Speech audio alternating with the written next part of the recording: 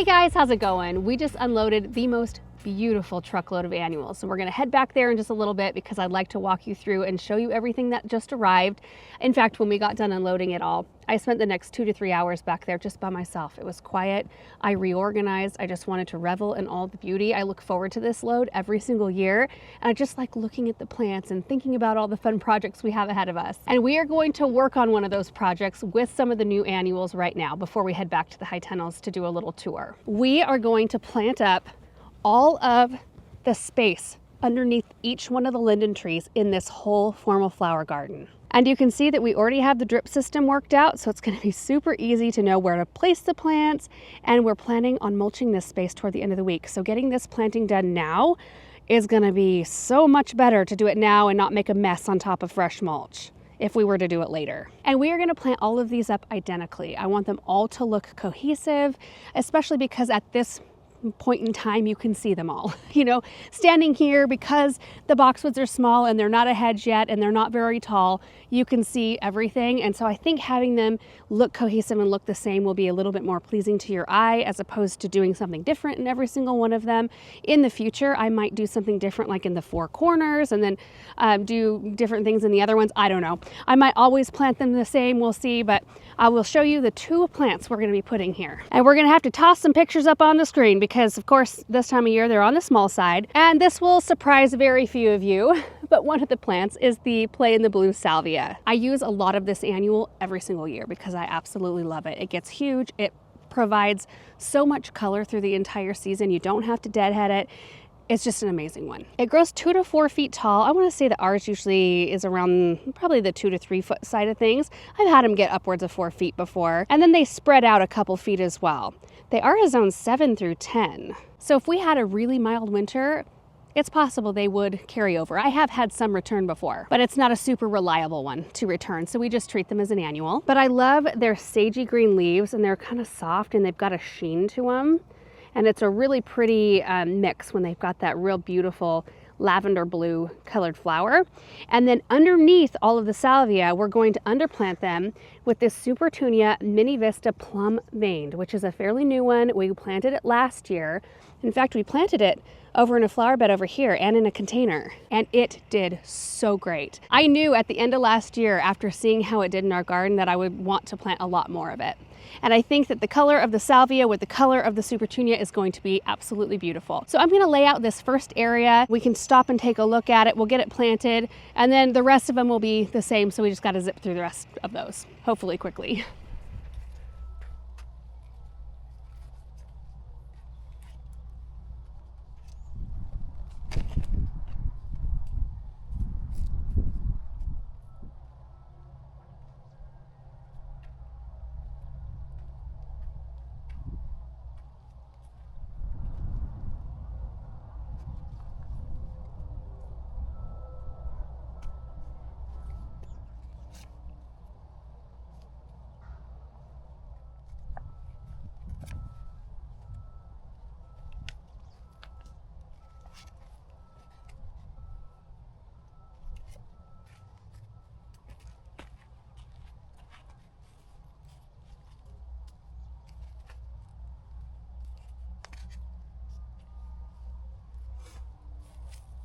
Okay, I think this is going to work out really nicely.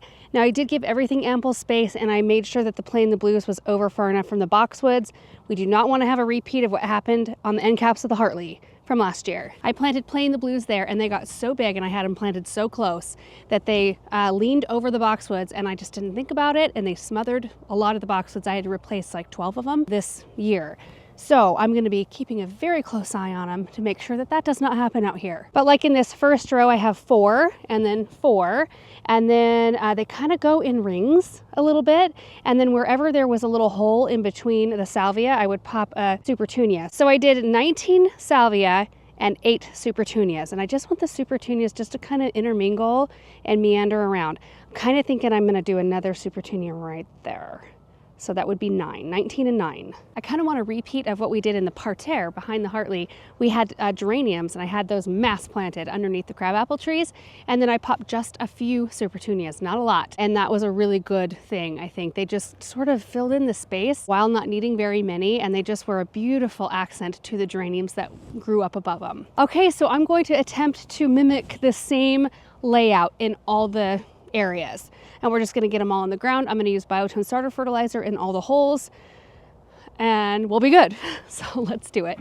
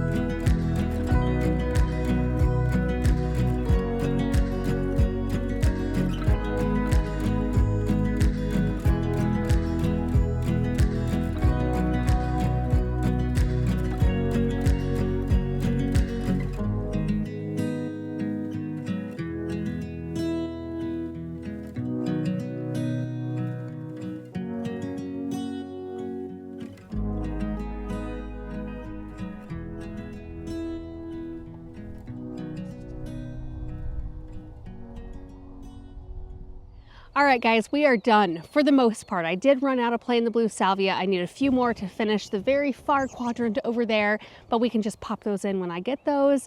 But I think this is going to be really, really pretty. So I ended up with 13 of the supertunia and 19 of the salvia. And I think that's going to fill it in nice. I probably could have done a little bit fewer of the salvia as I was going. I thought, oh, these get quite large. But I think it's going to be really beautiful. And this is the first one we did. They all look the same, so we won't walk around the whole area, but you just have to imagine those blue blooms coming up over, you know, the boxwoods, and then you'll see little peaks of pink. I think it's just going to be such a gorgeous look out here. I'm so, so excited. It's going to look even better when we get our mulch going. But you know, planting especially the salvia when they're at this stage of growth is so much easier, because they tend to root into their containers and underneath, like through the drain holes, and it's incredibly hard, or can be, to get them out.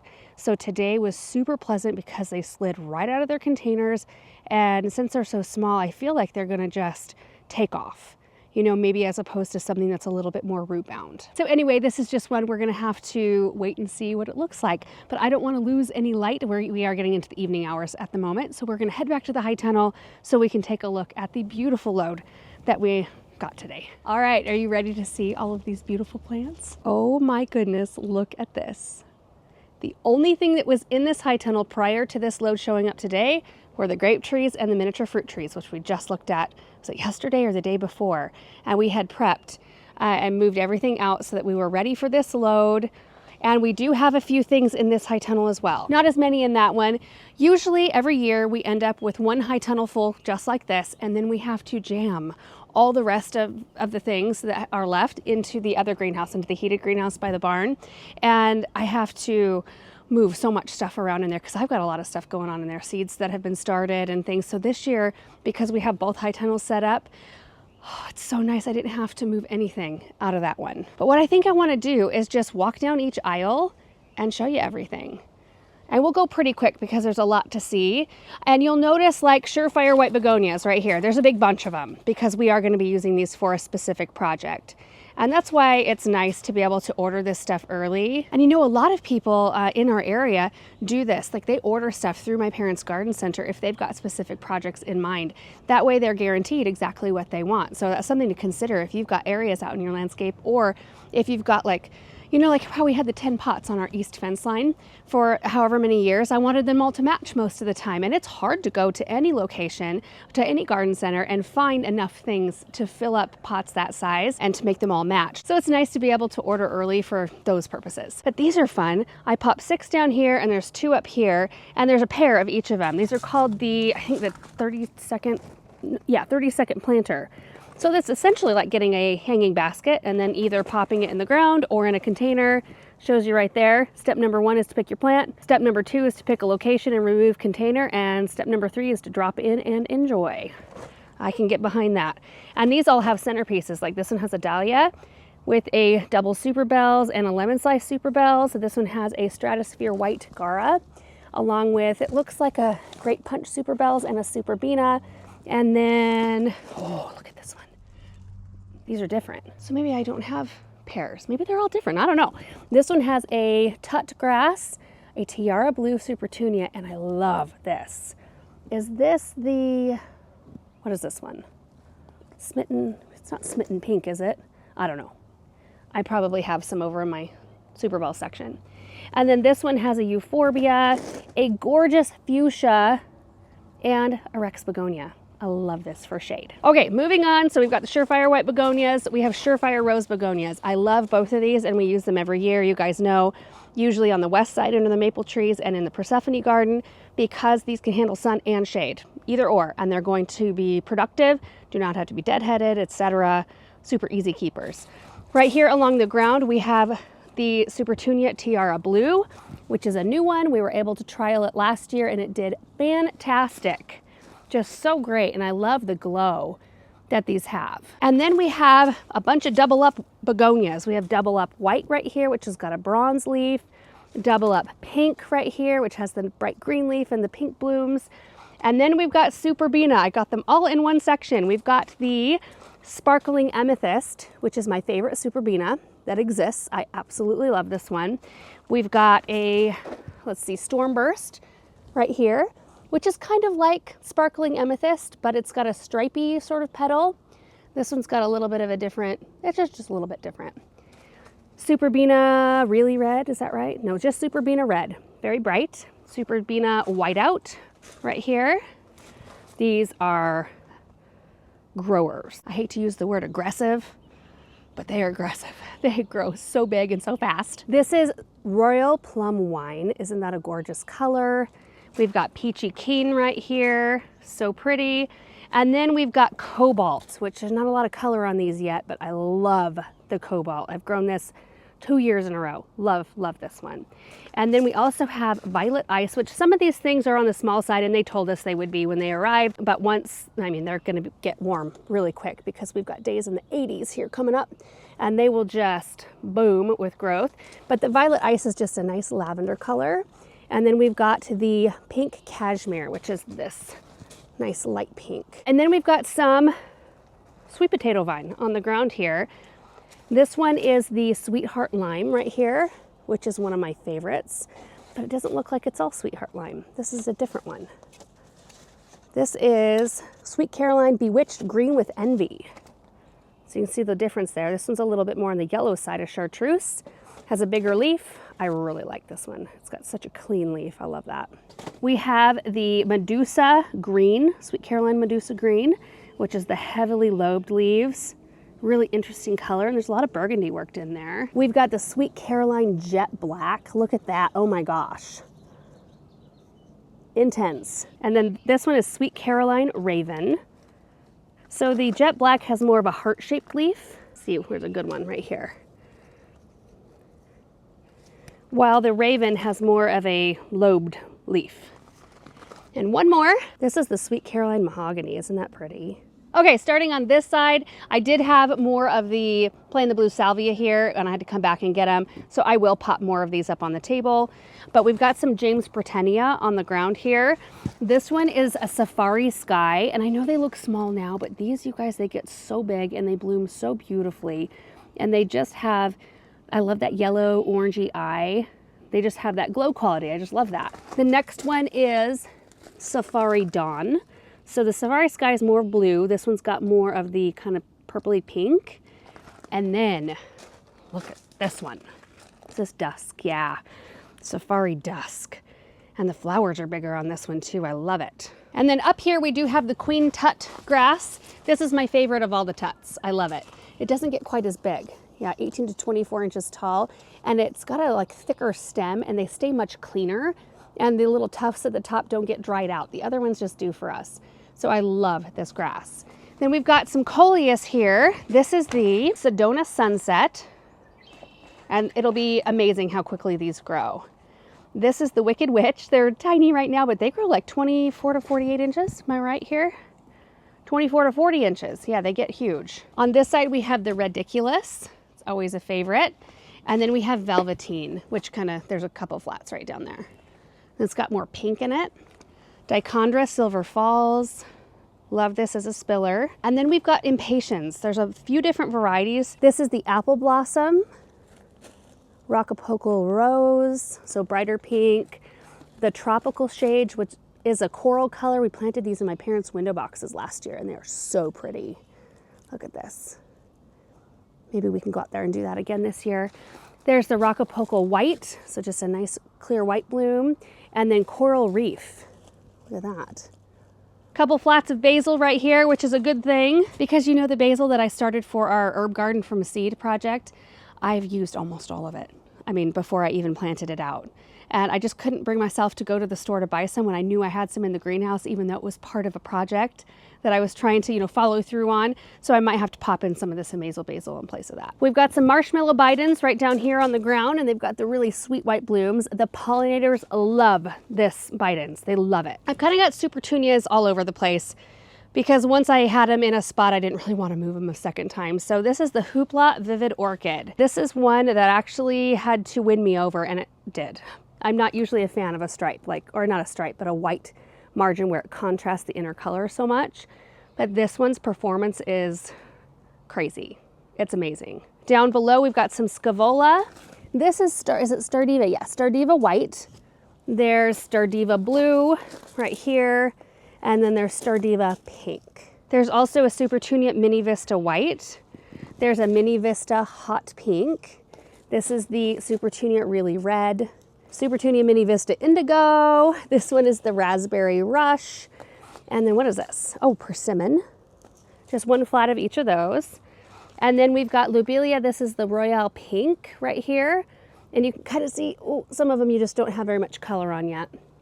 That looks lavender though, doesn't it? We'll have to see how those do. Lobelia are usually kind of a so-so one for us. They usually don't want to go through our heat, but I want to try again this year in a couple different locations. We've got the Pink Chablis Lamium. I think this is part of their Proven Accents line. And you guys know I love Lamium. It's an amazing spiller in containers or, a perennial ground cover. I just love it. It's a perennial down to zone 6, I think. No, down to 4. Zone 4 through 8. Right here, Pink Chablis. Right over here, we have a couple of Calicasia varieties. Look at that. This is Heart of the Jungle. These get 3 to almost 5 feet tall. Common name is elephant ear on these. How wide? 3 to 5 feet wide as well. My goodness. They're zone 8 through 11. And then this one right here is called Coffee Cups. This one, about the same size. Okay, we're gonna go down this side now.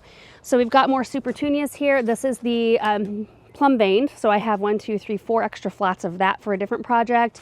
Lemon coral sedum. I think this is probably Erin's favorite right here. And I love it too. It's such a bright, fresh color out in the landscape. We've got a couple varieties of Nemesia here. They're Aromanth, pink, and mulberry. Yeah, Aromanth, mulberry, this scent. They smell so good. And look at how sweet the colors are. And these are unlike older varieties of Nemesia. These last through the season. They don't fizzle up in the summer heat. Then we've got a couple of varieties of Lantana. This one is Luscious Royale Cosmos. We've got a blend of pink and orange, kind of tropical look. And then citrus. No, Pina Colada. Look at this. Aren't those beautiful? Benjamin was very excited that we got Lantana because I let him pick out some plants a couple years ago. We were out in the garden and I said, Benjamin, why don't you go to the greenhouse and just pick out something you think is pretty and bring it out here and we'll plant it wherever you want. And so he came back with some Lantana and we planted a little section out in the south garden with those and they did so well and he was so proud of those and he talks about them every year. So he was so excited that these came. More Coleus. This is the dipped in wine variety. And then we've got Chocolate Drop right here. I think that's a sweet one. This is a smaller, I mean, there's nothing small about how far it trails, but it doesn't get as tall, 18 to 24 inches tall. But we've had these in containers and they get huge, like they spread out so far. Okay, we've already looked at these. Look at these salvia. Oh my goodness. Let's see, this is the dark purple, I think, is what it's called. Rockin' Deep Purple, 2 to 3 feet tall. Look at how gorgeous that is. The cool thing about these is you can see what color the calyx is. That's what holds those purple petals in. So even when the petals fall, even when they fall out like that, the calyx still looks dark and pretty. So you don't feel the need to go out and deadhead them because it looks like those could be the blooms. We've got more salvia right there, but I don't want to miss the Gara down below. Carolee Petite Pink, which has got a lot of burgundy in the leaves, and it's got a really bright, beautiful pink bloom. I love to use these in the landscape and as centerpieces in containers. They're so kind of like magical and fairy-esque. This is the Stratosphere White. And then we've got Pink Picotee right down here, which looks like it has a thicker leaf on it. And they've got a light pink bloom. Okay, we've got Purple Fountain Grass here. Gotta have those every year somewhere. And then we've got the Rockin' Blue Suede Shoes Salvia right here. Look at how beautiful these are. These plants are huge. These are big, beautiful plants. Love these. And then we've got a few in the Unplugged series. So we've got Unplugged So Blue, Unplugged Pink, Unplugged White. I planted these last year and loved these. Unplugged Red. These also did really well in our garden last year. Look at how bright they are. My goodness. Then we've got a Hippo Rose. This is a polka dot plant or Hypoestes. I think it's the... I don't know if it says if that's the botanical name. Anyway, it doesn't matter. But it's a really pretty pink color. And then I think the rest of this side are all Super Bells. So we're just going to go boom, boom, boom, boom. We've got Blue Moon Punch, Coral Sun, Pomegranate Punch, Grape Punch. This one doesn't have any color yet, but I love it. It's called Strawberry Punch. Same with this one. It's called Miss Lilac, light purple. Oh no, there's some color right here. Look, oh, pretty. Double White, Double Chiffon, which is more of a buttery yellow. Dreamsicle. These are huge. All of these are huge plants. There's Lemon Slice. This is always a really good performer. There's Tropical Sunrise. I've always loved this one. This one's called Coralina. This one is Doublet Love Swept. And I think I was right. This is the Smitten Pink. That's the one that was in that container we were looking at. These are beautiful. So that's high tunnel number 1. High tunnel number 2 is filled with lots of things. We've got our perennial mums. We've got perennials that I've already showed you. We've got a couple shrubs. We do have some calla lilies right in here that came today. These are called Be My Heart. Oh, there's a spider on that tag. Excellent. But you can see the deep maroon on that one. This is called Be My Princess, which is a pink. These, what are these? Ooh, Be My Destiny, kind of a purple. They all look really good. Right here we have a whole bunch of dahlias. These are the Classy Carmine. We grew a bunch of these last year. They're a super deep, kind of cool red. Look at that. We got a bunch of them. And of course we've got a whole bunch of Supertunia Vista bubblegum. Such amazing performers. I'm gonna skip this stuff because we've already looked at that. Those are perennials and such. Look at that. That's the opalescence phlox right there. We've got Supertunia Bordeaux. This is another variety of dahlia. This is the Pinkerific. They did really well in our garden last year. We've got the Dayglow Yellow, also did really well last year for us. I had this with the unplugged white salvia. It was very pretty together. Then we've got some Kufia, and I loved this last year. We've got Frosted Violets, and we've got Vivid Violet right here. I had both of these in a container, actually a couple containers. Then these were already here. These are the Blonde Ambition Blue Grama Grasses we started from seed last year. Okay, this side, we've got some of the Suncredible sunflowers right in here. They look beautiful with this new Heliopsis rather, variety. That's a Helianthus, right? Oh, it's getting late in the day and I'm real hot. My brain's feeling a little fried. No, I'm right, that's good. Whew, I haven't completely lost it, but I've always loved the Suncredible Yellow. They're such a productive sunflower and they're just so cheerful and bright and a really good cut flower. We've got Supertunia Royal Velvet down in here. Some Muhlenbeckia, the wire vine. I've been loving using this as a spiller in containers. Supertunia Saffron Finch. Absolutely gorgeous. I think this is my favorite yellow annual. I think it's just such a beautiful lemony yellow, but it's got a softness to it because it kind of fades on the edges. So it makes it look a little bit less in your face. And I think that's gorgeous. Right here we have the Totally Tempted Watermelon Wine Kufia. It's got a very bright red flower. More, these we've already looked at, the Dayglow Yellow. These are a dahlia called Vibrant Violet. Really pretty. And last couple things, some Supertunia, the Tiara Pink, which is like the Tiara Blue except for pink. It's got that same kind of white glow in the center. And then we've got Supertunia Vista Paradise, which is kind of a tropical colored Supertunia. And that brings us back to this area right here. Now we did get some other things, but we'll look at those later because those are new ones for 2026. Anyway, you're gonna be seeing all of these plants here really soon as I start using them in projects. I usually like to tackle the big projects first, like the one we got done today. As far as care goes, when they're in the high tunnels, we do check them for water every single day because it warms up in here a lot more than if they were outside. And we start fertilizing them right away. We'll get them on a weekly schedule of the Proven Winners water-soluble fertilizer. They kind of liken annuals like this because they're such high performers to athletes. Like if you have a high-performing athlete, you need to feed them properly in order for them to perform properly. And for us, especially with your Super Bells and Supertunias, we have very high pH conditions, high pH water even, and that can tend to want to yellow the leaves of those two types of plants in particular. And the Proven Winners water-soluble fertilizer has the chelated iron in it that our plants need in order to keep the nice deep green leaves, to keep them looking nice and keep them healthy. So a weekly schedule of that super important. And the only other thing, I mean, just making sure they don't dry out in these containers, especially, we do spray Super Bells and Supertunias with BT once a week to keep the budworms away. And what the budworms do is that they lay their eggs in the plant, and then the larva stage or whatever, the caterpillar stage, comes out and then they eat the buds off of the plant. So you have a nice green looking plant but no flowers. Or you might get a few flowers with holes eaten in them. So we have to spray BT, which is a Bacillus thuringiensis. It's a bacteria that's naturally found in the soil and it only targets caterpillars. It's quite perfect. It doesn't hurt anything else. So we spray those once a week with that, or with Captain Jack's Dead Bug, which is more of a broad spectrum insecticide, so you want to be more careful with that one, but it will help with budworms. May not be something that you deal with in your area, but that's one of the things we have to do. And that is all I can think of at the moment. I hope you guys enjoyed this video today. It's been a really nice day. Super happy to have one of the big projects done. It's going to be fun to watch that grow. Anyway, we will see you guys in the next video. Bye.